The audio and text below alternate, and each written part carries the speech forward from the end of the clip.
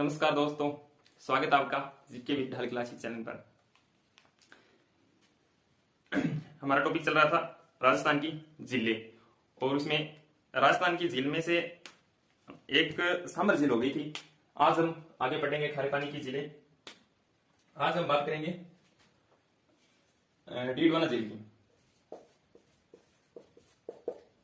डीडवाना झील की बात करेंगे, और डीडवाना झील कहाँ है?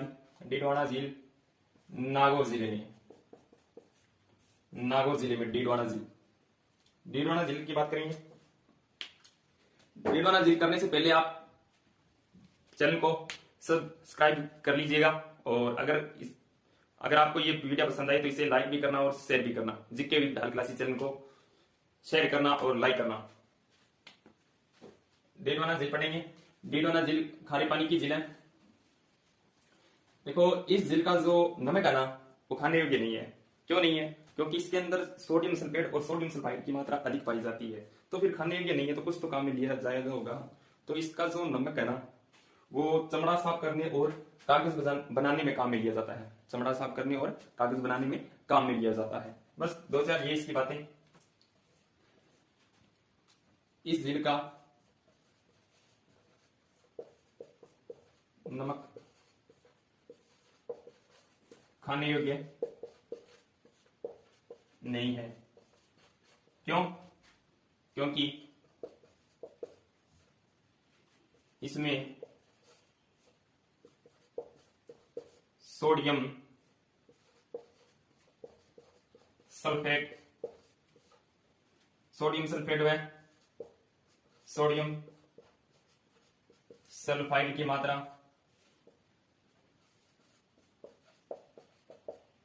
अधिक पाई जाती है। तो राइटिंग तो अच्छी नहीं है, पर जो बोलता हूं वो आप समझ लेना।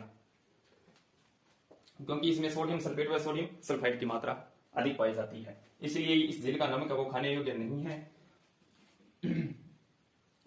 तो इसका उपयोग देखो, इसका जो उपयोग है ना, इस नमक का उपयोग है जैसे लवण है।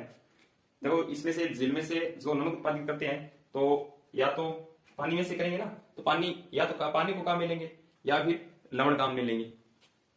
तो इसका जो उपयोग है ना, इस झील के नमक का उपयोग कह रहा हूं, इसका उपयोग, इस झील के नमक का उपयोग चमड़ा साफ करने, वह कागज बनाने के काम में लिया जाता है। इस झील का नमक का जो उपयोग है वो चमड़ा साफ करने व कागज बनाने के काम में लिया जाता है। अब इसमें सोडियम सल्फेट है, उसकी मात्रा अधिक है। तो हम कह सकते हैं कि यहां जो कारखाने हैं वो किसके होंगे? कारखाने की बात करूं तो कारखाने से पहले नमक उत्पादन करने वाली कंपनी की बात कर लेते हैं, उसके बाद थोड़ा इजी हो जाएगा। नमक उत्पादन यानी कौन सी कंपनी है वो इस डीडवाना झील से नमक उत्पादित करती है? तो राजस्थान स्टेट केमिकल कंपनी।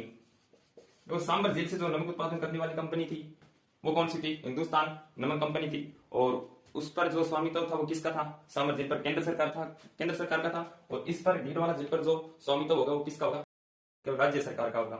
तो राज्य सरकार की कंपनी कौन सी है? Rajasthan state chemical company. ये डीडवाना झील से नमक उत्पादित करती है। इस कंपनी ने 1960 ईस्वी में 2 कारखाने आयोजित करवाए थे। दो कारखाने आयोजित करवाए थे। कहा मतलब स्थापित करवाए थे, कारखाने स्थापित करवाए थे। वो 2 कारखाने थे, एक तो सोडियम सल्फेट का, एक सोडियम सल्फाइड का। सोडियम सल्फेट और सोडियम सल्फाइड का कारखाने आयोजित करवाए थे। ठीक है, किस झील के किनारे? तो आप बता देना, डीडवाना झील के किनारे। हाँ, एक क्वेश्चन ये भी बनता है कि आपसे पूछ लिया जाए कि सोडियम सल्फेट का सबसे बड़ा कारखाना किस झील के किनारे? तो आप बता देना, डीडवाना झील के किनारे है। नोट लगा कर लिख लेना। सोडियम सल्फेट का सबसे बड़ा कारखाना, सबसे बड़ा कारखाना, सोडियम सल्फेट का सबसे बड़ा कारखाना किस झील के किनारे है?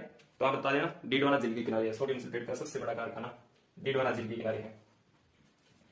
इसके बाद मैं बात करूं, कुछ निजी संस्था है यहां से जो नमक उत्पादन करने की कुछ प्राइवेट कंपनी है, जिनको स्थानीय भाषा में क्या कहते हैं? देवल कहते हैं। डीडवाना झील से नमक उत्पादन करने की जो निजी संस्था है ना, निजी संस्था,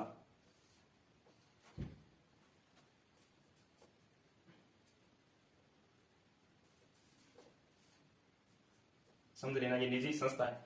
यानी डीडवाना झील से नमक उत्पादन करने की निजी संस्था, प्राइवेट कंपनियां हैं, जिसे स्थानीय भाषा में क्या कहते हैं? देवल कहते हैं। स्थानीय भाषा में देवल कहते हैं। अब आपसे पूछ लिया जाए देवल क्या है, तो आप बता देना, डीडवाना झील से जो नमक उत्पादन करने की निजी संस्था है ना, उसको देवल कहते हैं। क्या कहते हैं? देवल कहते हैं।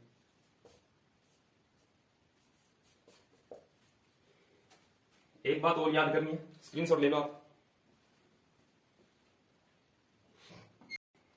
नागौर में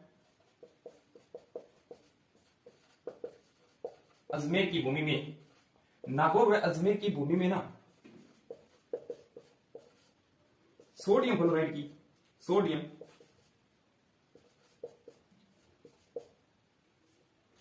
फ्लोराइड की अधिकता पाई जाती है।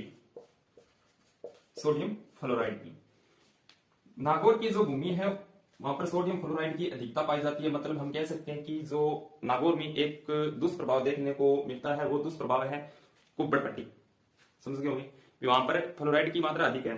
ठीक है, फ्लोराइड की मात्रा अधिक है, यानी वहां के जो लोग है ना, वो जल का सेवन करते हैं ना, वो फ्लोराइड युक्त जल का सेवन करते हैं। और आपको पता होगा कि फ्लोराइड की अधिकता से क्या क्या रोग होते हैं, जैसे दांतों का पीलापन होना, ठीक है, हड्डियों का मुड़ जाना, ये कुछ से रोग हो जाते हैं।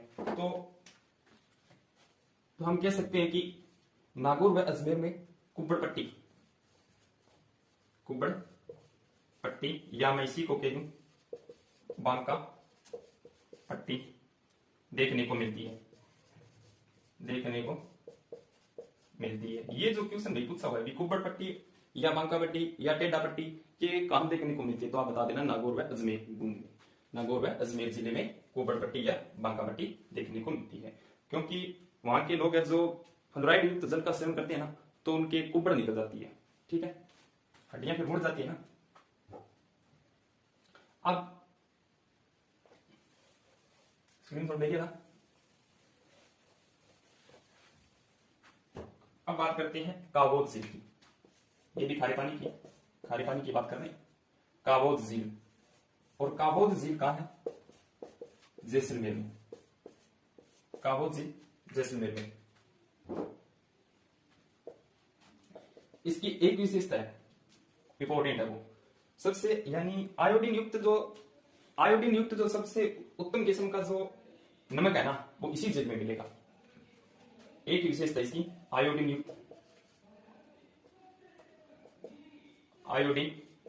युक्त सबसे उत्तम किस्म का नमक उत्पादित होता है।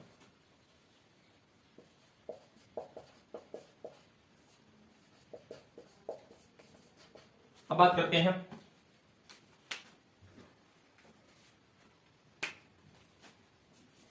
छोटी छोटी झीलें हैं, वो पढ़ लेते हैं। जैसे कुचामन झील, खारे पानी की झील, कुचामन झील है, डेगाना झील है, डेगाना झील है,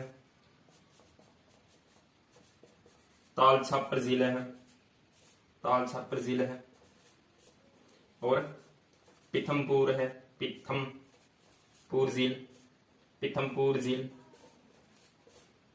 और एक कच्छोर झील, कोछोर झील है। छोर भी देखने को मिलता है, कोछोर भी देखने को मिलता है ना।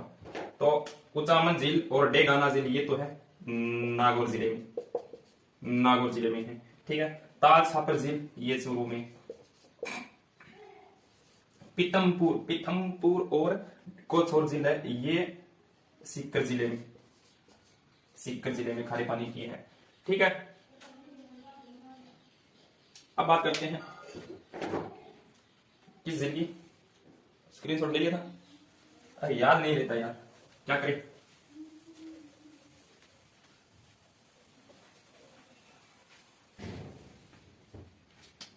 अब बात करेंगे पंचपदरा झील और पंचपदरा झील है, ये है बाड़मेर जिले में। बाड़मेर जिला वही जिसको क्या कहते हैं, राजस्थान का दुबई कहते हैं बाड़मेर को। ठीक है, पंचपदरा इस झील का जो निर्माण है ना, वो किसने करवाया था? इस झील का निर्माण पंचा नामक भील ने करवाया था। पंचा नामक भील ने कब? 400 ईस्वी में। पंचा नामक भील ने 400 ईस्वी में इसका निर्माण करवाया था। इसकी मुख्य विशेषता यह है पंचपदरा झील की कि यहाँ का जो नमक है ना, यहाँ से नमक उत्पादित होता है ना, वो उत्तम किस्म का यानी खाने योग्य वो उपयुक्त है। खाने योग्य वो उपयुक्त किस्म का जो नमक उत्पादित होता है वो पंचपदरा झील से होता है। ये इसकी मुख्य विशेषता है कि इस झील का नमक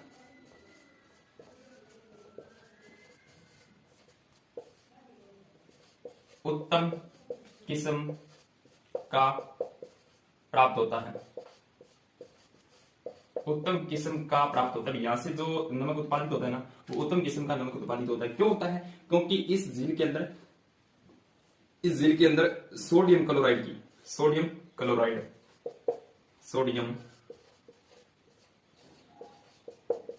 की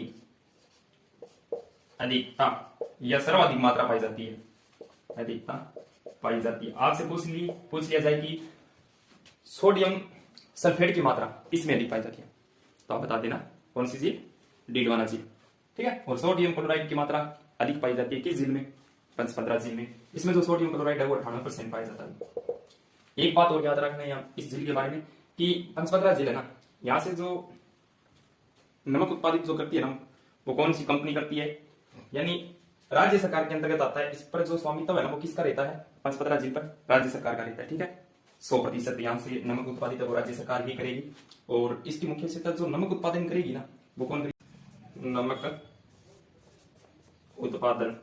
नमक उत्पादन का जो कार्य है ना, वो कौन करती है? वो यहाँ से खारवाल जाति की महिला, खारवाल जाति की महिलाओं द्वारा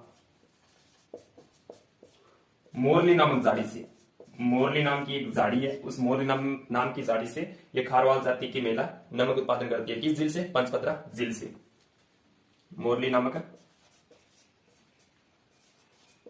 झाड़ी से नमक उत्पादन का कार्य करती है कौन? खारवाल जाति की महिला। ठीक है, और अगर आपसे पूछ लिया जाए कि पंचपदरा झील है, इससे जो नमक उत्पादन करने की कुछ विधियां हैं, ठीक है, तो नमक उत्पादन करने की कौन सी विधि सर्वाधिक उपयुक्त रहती है? तो कौन सी विधि? तो क्या विधि? आप बता देना क्या विधि। नमक उत्पादन की जो सर्वश्रेष्ठ विधि है पंचपदरा झील से, वो कौन सी विधि है? क्या विधि क्या होती है कि छोटी छोटी क्यारियां बनाकर उसमें लवणीय पानी भर लिया जाता है। उसके बाद में वो पानी तो सूख जाएगा, ठीक है, मिट्टी समझ लेगी पानी को, तो ऊपर फिर लवण बच जाएगा। ठीक है, लवण से वो फिर नमक प्राप्त कर लेंगे। ठीक है, ये क्या विधि है? ठीक है, छोटी छोटी क्यारी बनाकर आप लिख दें, छोटी छोटी क्यारी बनाकर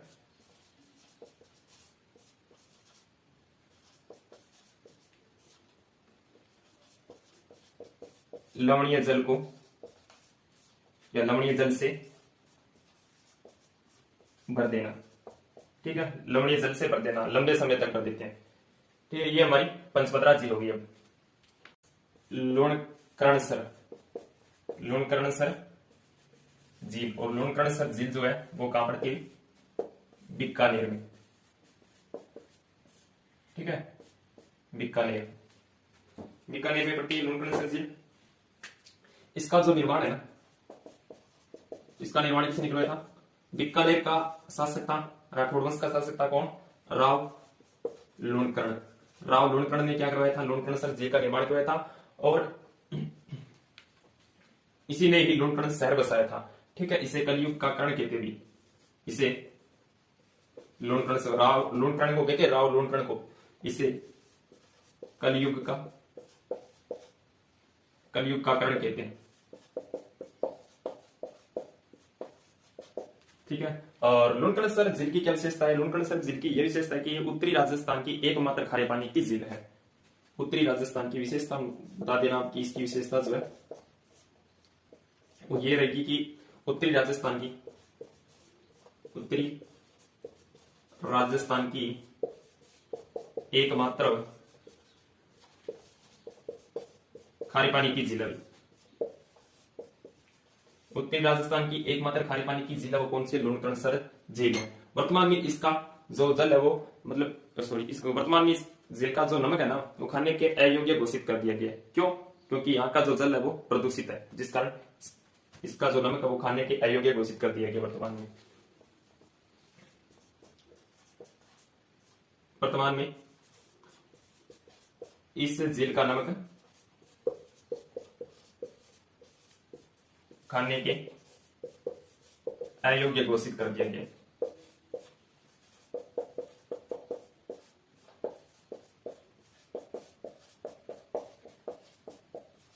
क्यों? क्योंकि यहाँ का जो जल है वो प्रदूषित हो रहा है, बहुत ज्यादा प्रदूषित हो रहा है। क्यों हो रहा है? क्योंकि लूणकरणसर जिले इसके चारों ओर जो खुला क्षेत्र है, खुला क्षेत्र होने के कारण यहाँ जो प्रदूषित है, जो जल है वो प्रदूषित हो रहा है, जिस कारण वर्तमान में इसका जल और नमक है वो खाने के अयोग्य घोषित कर दिया गया है। क्योंकि प्रदूषित जल के कारण।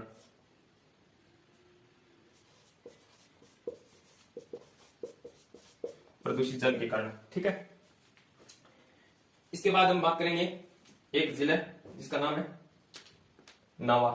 नवा तो ये नहीं है कि बाप करा दो, बाप झील है जोधपुर। बाप झील जोधपुर।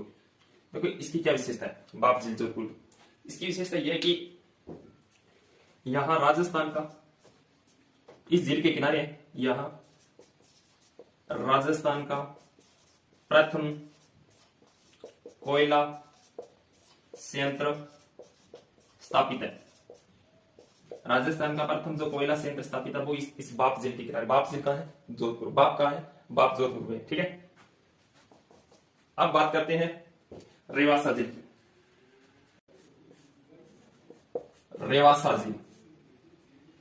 रेवासा झील जो है ना ये सीकर जिले में रेवासा झील। ठीक है, रेवासा झील की बात करें देखो रेवासा झील है वो पूर्वी राजस्थान की एकमात्र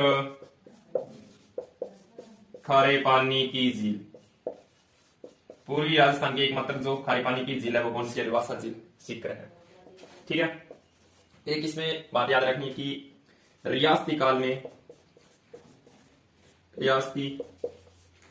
में महत्वपूर्ण खारे पानी की झील है। रियासती काल में महत्वपूर्ण जो खारे पानी की झील है वो कौन सी है? रेवासा झील है। ठीक है, एक बात याद रखनी इसमें कि रेवासा झील है ना, इस झील का वर्णन कर्नल जेम्स टोड ने किया भी अपने ग्रंथ the travels in western India में। ठीक है, कर्नल जेम्स टोड ने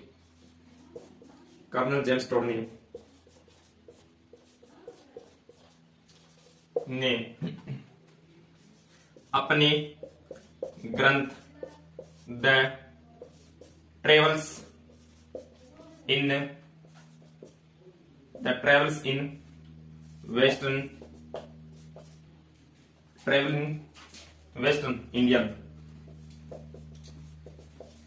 the travels in western India में किया है। ठीक है, कर्नल जेम्स टोड ने इस झील का वर्णन किया अपने ग्रंथ में। कर्नल जेम्स टोड जिसे क्या कहते हैं? घोड़े वाले बाबा के नाम से भी जाना जाता है। कर्नल जेम्स टोड को घोड़े वाले बाबा के नाम से भी जाना जाता है। एक झील रहेगी नावा झील।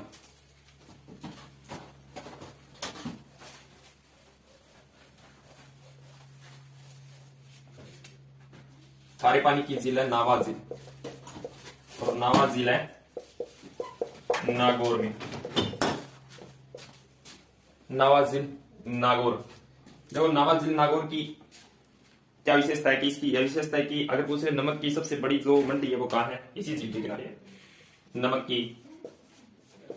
की सबसे बड़ी मंडी, नमक की सबसे बड़ी मंडी किस झील के किनारे है, नावा झील के किनारे है। नमक की सबसे बड़ी मंडी जो है वो नावा झील के किनारे है। एक और याद करना है यहाँ पे कि राजस्थान का जो प्रथम मॉडल साल्ट है फार्म राजस्थान का, या फिर मैं कहूँ राजस्थान का एकमात्र जो मॉडल साल्ट फार्म है वो यही स्थापित किया गया था 2004 में। ठीक है, राजस्थान का एकमात्र मॉडल साल्ट फार्म, राजस्थान का जो एकमात्र मॉडल साल्ट फार्म है वो इसी नावा झील के किनारे स्थापित किया गया था, स्थापित किया गया। ठीक है, एकमात्र ये मॉडल साल्ट फार्म इसी झील के किनारे स्थापित किया गया है। ठीक है, लगभग खारे पानी की झील होगी, कोई एक दो रह रही है वो आप किताब में भी आपको मिल रही है, लेकिन उसके बाद उनके बारे में इतना नहीं पूछते, जैसे पोखरण झील होगी। ठीक है, ये कुछ से 2-4 जिले हैं खारे पानी, बाकी मेन है जो परीक्षा की दृष्टि से जो महत्वपूर्ण है वो मैंने करा दी है। ठीक है, खारे पानी की। अब नेक्स्ट वीडियो में करेंगे मीठे पानी की झील। ठीक है, अगर ये वीडियो पसंद आई तो आप इसे लाइक करना, शेयर भी करना। ठीक है, नहीं अगर इस चैनल पर नहीं हो तो इसे सब्सक्राइब भी जरूर कर लीजिएगा। ठीक है।